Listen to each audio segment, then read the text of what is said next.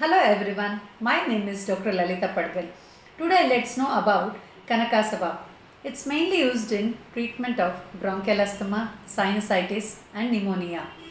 ಕನಕಾಸವನ್ನು ನಾವು bronchial asthma ಇದ್ದಾಗ, ಕೆಮ್ಮುಗಳಿದ್ದಾಗ, ಎಲ್ಲ ಥರದ ಕೆಮ್ಮುಗಳಲ್ಲಿ, ಸೈನುಸೈಟಿಸ್ ಇದ್ದಾಗ, ನಿಮೋನಿಯಾ ಆದಾಗ, ಟ್ಯೂಬರ್ಕ್ಯುಲೋಸಿಸ್ ಆದಾಗ ಎಲ್ಲದರಲ್ಲೂ ಉಪಯೋಗಿಸ್ಬೋದು.